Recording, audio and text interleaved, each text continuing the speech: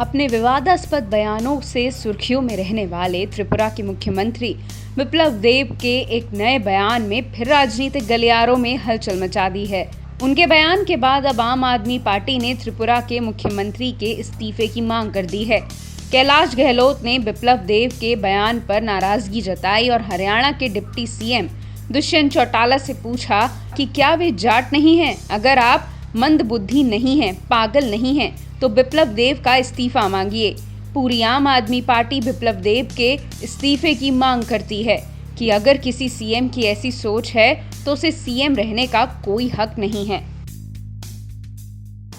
जाटों के इतिहास के बारे में अगर मैं दो शब्द कहूं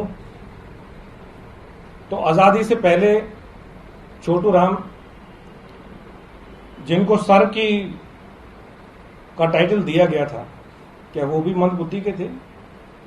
जिन्होंने गरीबों के लिए लड़ाई लड़ी, जिन्होंने किसानों के लिए लड़ाई लड़ी और वो रेवेन्यू मिनिस्टर भी थे, क्या वो भी मंदबुद्धि के थे?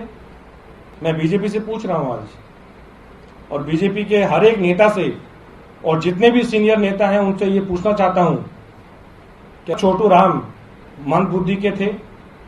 क्या चौधरी देवीलाल जी जो डिप्टी प्राइम मिनिस्टर थे, क्या वो भी मंदबुद्धि के थे?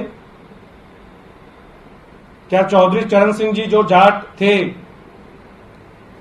जो कि प्राइम मिनिस्टर थे, क्या वो भी मंदबुद्धि के थे और वो भी पागल थे?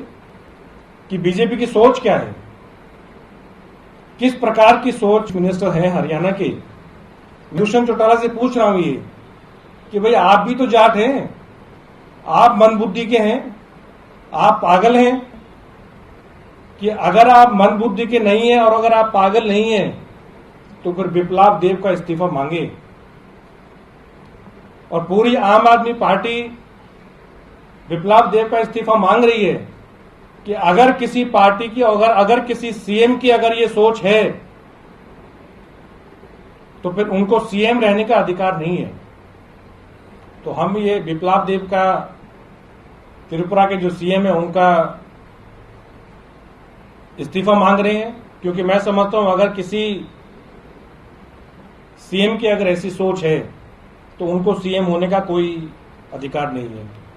और जितनी भी सीनियर लीडरशिप है बीजेपी की, मैं उनसे ही पूछना चाहता हूं कि आपने क्या एक्शन लिया अभी तक बिप्लब देब के अगेंस्ट? क्या कोई नोटिस दिया? बता दें, त्रिपुरा के सीएम बिप्लब कुमार देब ने कहा था, अगर हम पंजाब के लोगों की बात करें तो हम कहते हैं वे एक पंजाबी हैं, एक सरदार हैं। सरदार किसी से नहीं डरता, वे बहुत मजबूत होते हैं। आगे सीएम बिप्लब कुमार देब ने कहा, मैं आपको हरियाणा के जाटों के बारे में बताता हूँ। जाट कम बुद्धिमान हैं, लेकिन शारीरिक रूप से स्वस्थ हैं। यदि आप एक जाट को चुनौती देते हैं तो वे अपनी बंदूक अपने घर से बाहर ले आएगा। और अपने इस बयान को लेकर सीएम बिप्लब कुमार देब ने माफी भी मांग ली है।